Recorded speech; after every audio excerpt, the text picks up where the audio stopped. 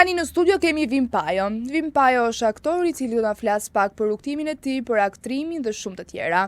Vini, përshëndetje dhe të falenderoj që pranove ftesën të jesh pjesë e emisionit Vibe. Kam kënaqësinë që të kam në studio. Gëzohem që jam pjesë e këtij emisioni dhe ju uroj shumë suksese, por shikoj që po ecën dita ditës me problematikat aktuale dhe tematikat të ndryshme. Emri I emisionit është Vibe. Çfarë vibe po t'jep? Të thuaj një vibe goxha pozitiv për integrimin e emisioneve aktuale po flasim pak për Shqipëri. Vini ti je aktor. Po. Si të lindit? Aktor. Pak fjalë madhe. Jem aktor. Kam hyrë në fushën e aktrimit. Po më pëlqen goxha. Dhe të shikojmë. Si të lindi dëshira për të hyrë në fushën e aktrimit? Pyetje pak interesante kjo. Që mos I bim shkurt hapës sirtarin dhe gjeta një dëshirë aty brenda. Nëpërmjet shoqërisë gjithmonë kam pëlqyer filmat e aksionit. Kam pasur, domethënë, shikoja disa skena që do më pëlqente të kisha qenë pjesë, sidomos te adashi im Vin Diesel. E shikoja dhe të kisha shumë dëshirë, domethënë, që të isha pjesë e filmave të tij, por duke pasur parasysh që isha shumë larg nga pjesa e artit, e shikoja si diçka të pamundur. Po ja që kur mos thuaj jo se asgjë nuk që nga e paarritshme këtë jetë. Ti në jetën tënde reale, le ta quajmë, jo në profesion, a je tip që aktron? Ndoshta, domethënë, aktroj në kuptimin që them atë që mund ta thoj gjithkush, por e them në mënyrën më të bukur të mundshme. Domethënë, e ke pas dhe pasion. Diçka që vjen dhe natyrshëm. Cili ka qenë personi I parë që të ka mbështetur dhe të ka vlerësuar që ti futesh kësaj rruga? Përveç familjes, edhe shoqëria ka luajtur rolin goxha vendimtar dhe goxha pozitiv në këtë aspekt.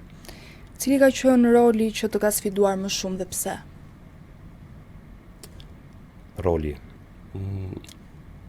Roli aktualisht është pak jashtë kornizave të jetës time, që duhet bëj policin e korruptuar.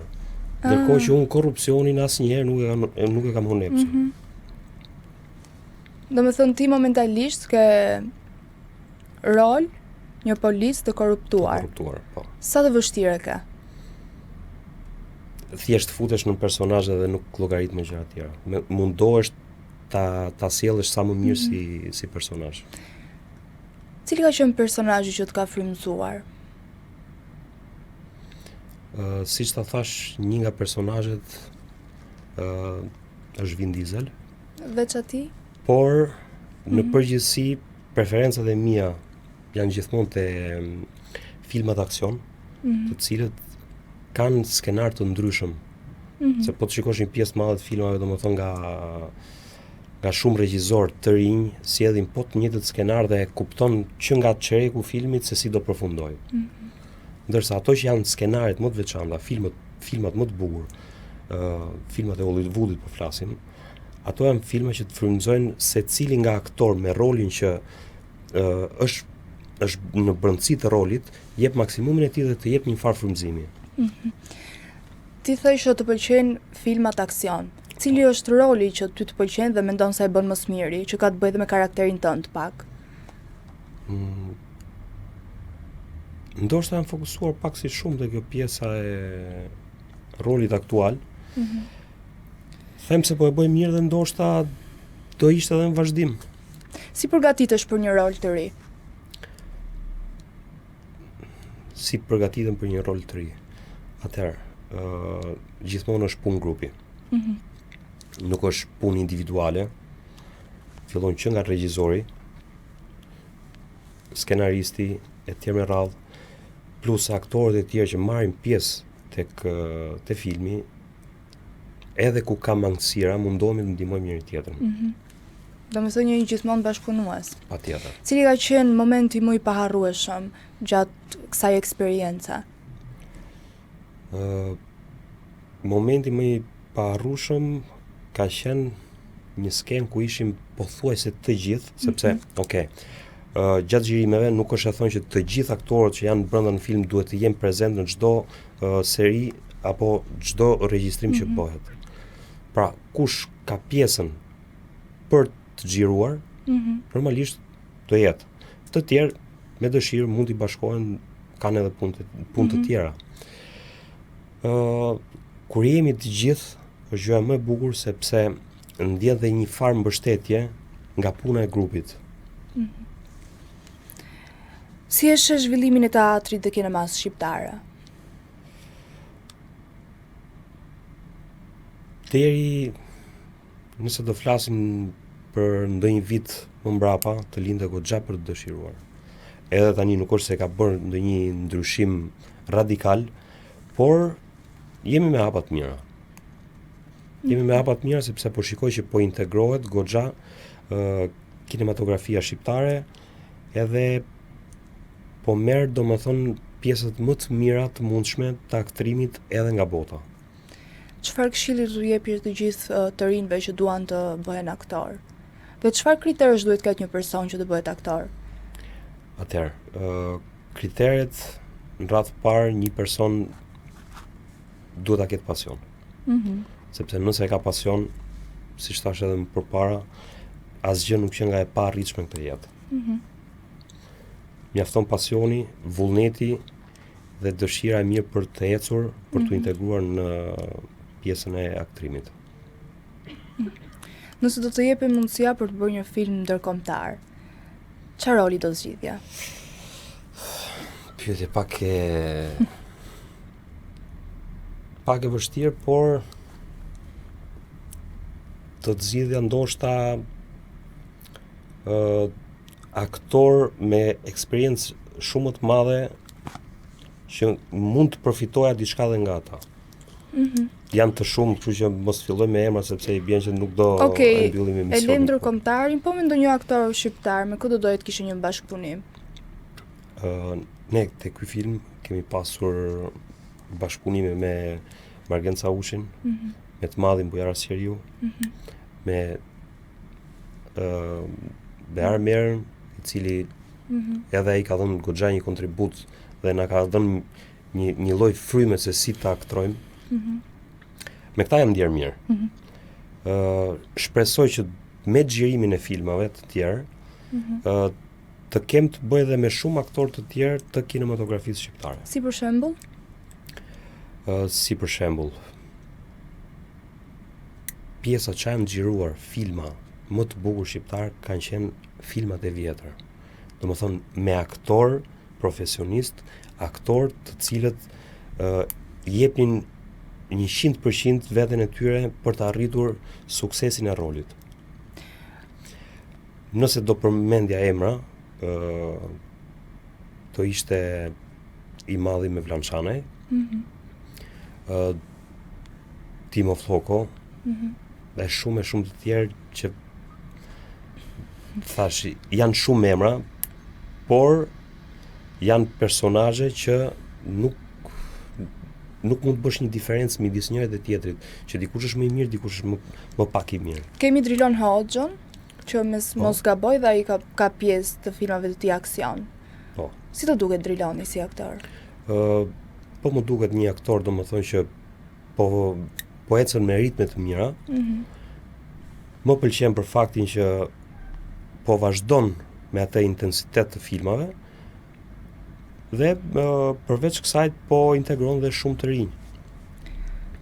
Edhe është gjë shumë e mirë, po u zjadë dorën.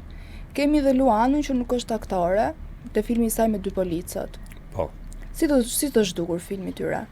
Atëherë, filmi tyre për kohën aktuale që po flasim është një film me një realizim goxha të suksesshëm dhe shpresoj që të vazhdojnë me këtë ritëm. A mendon se është thjesht marketing? Jo, sepse marketing, Mund të përdoret për një biznes, mund të përdoret në rregull, mund të përdoret edhe për filmin. Por ama tek filmi jepet një farë kontributi, si thuash, nga vetvetja. Që nuk është aq e thjeshtë sa që të realizosh një film. Cilat janë planet e tua për të ardhmen? Planet e mia për të ardhmen janë që të vazhdoj në pjesën e aktrimit dhe shpresoj të kem, domethënë, një farë suksesi që dhe vetë të ndij atë satisfaksionin që mora pjesë dhe realizova diçka. Ta le si trashëgimit të themi për popullin shqiptar. Uroj ta realizosh. Faleminderit. Ti ke bërë disa filma. Mund të na flasësh pak? Atëherë, ne aktualisht kemi nxjerrë në kinema që në dhjetor filmin Bad Drop nga Maximal Films, regjisor Don Enion, i cili është një serial. Kemi arritur 3 seri për t'i përfundojmë. Muajin tjetër fillojmë xhirimet e serisë 4. Për më tepër, paralelisht kërkoj ndjes Don Enios, regjisorit, se po janë nxjerr pak një surprizë që ndoshta nuk dua ta thoja, por do fillojmë xhirimet dhe për një film tjetër komedi me shumë figura të njohura të publikut shqiptar. Cili është filmi preferuar joti? Nga të gjithë këto që ke bërë ti, që ke qenë pjesë. Atëherë. Dhe çfarë të kanë mësuar këta? Nuk është se kam, domethënë, ndonjë preferencë precize, por aktualiteti është ai që të bën të ndihesh më i brendshëm. Kështu që nëse jam duke të xhiruar një film tani, ai po më pëlqen. Unë doja të di se si ndryshon përgatitja për një rol në film apo nga ajo në teatr. Atëherë, në film je gjatë gjithë kohës në terren. Do asesh me shumë vështirësi, qoftë te pjesa e kohës që do xhirosh në shi, do xhirosh në diell dhe në shumë aspekte të tjera. Ke pasaj shumë fragmente ku do gjesh momentin e dur ku të ndërlidhesh dhe me aktorin tjetër, me të cilin të bashkohet skena. Tani unë doja të di diçka, se jam pak natyrë kurioze. Po. Gruaja jote, a bëhet xheloza për ty, duke qenë se ti je aktor, xhiron, punon, mbase nesër pas nesër mund të kesh një rol të jesh i dashur apo bashkëshorti i një aktorie tjetër. Sa mbështetëse ke grua në këtë pikë? Atëherë, ka qenë një ndër personat e parë e cila më ka dhënë shtysën për të hyrë në aktrim. E kam mbështetje në çdo moment, konsultohem dhe normalisht nuk kam asnjë, si të thuash, frenim nga ana saj. Nuk është xheloze, domethënë. Siç është aktrimi, domethënë aktrimi në vetvete është një farë pune, është një farë profesioni. Është art. Okej. Kështu që mbaron xhirimi aty dhe mbaron puna, nuk është se vazhdon dhe e sjell në shtëpi. Po mund të jetë një skenë puthjeje. Po tani do i marrim leje çatë. Shpresoj ta pranoj se është pak e vështirë. Është e vështirë, por deri tani ndoshta nuk ka qenë problem për arsye sepse për rolet që kam pasur nuk e kam pasur diçka të tillë në skenar. A mendon të kesh një rol të tillë? Do ndihesh e komod, mendon se do të jepje maksimumin për një rol të tillë? Impakti i parë ndoshta nuk do ishte fare komod për askënd. Por ndoshta me kalimin e eksperiencës shumë gjëra mund ndryshonin. A ke pasur ndonjë rol që të ka detyruar të ndryshosh mendim? Të tipit? Të tipit ke pas mendim për diçka komplet dhe kur je futur në rol i ke ndryshuar mendimin për atë X gjë që ke pas? Atëherë të ndryshoj mendimin tim nga pikpamja, domethënë Pa. për atë rol, Pa. apo të ndryshoj komplet skenarin Jo, dhe një skene. pikpamja. Deri tani jo. Në serialin Besa, cili ishte elementi më sfidues i personazhit tuaj? Kemi qenë aq shumë të angazhuar me këto përgatitje e filmit të ri, sa të them drejtën, dal nga shtëpia që herët mëngjes dhe kthehem mbas të angazhimeve natën vonë. Edhe nuk kam arritur ta ndjek. Nuk i ndjek filmat e tua? Nuk kam arritur ta ndjek për sa i përket serialit Mbesa që nuk kam qenë pjesë. E kuptoj, po nëse do kishit mundësi të rikthenit një rol nga filmet të tua, cili do ishte ai?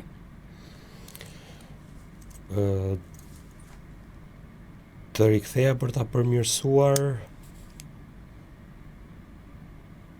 është një seri shumë e shkurtër, një seri domethënë një filmi të metrazhit të shkurtër le ta quajmë. I cili është akoma në xhirim dhe po mendoj vërtet që ta kthej nga e para. Pse?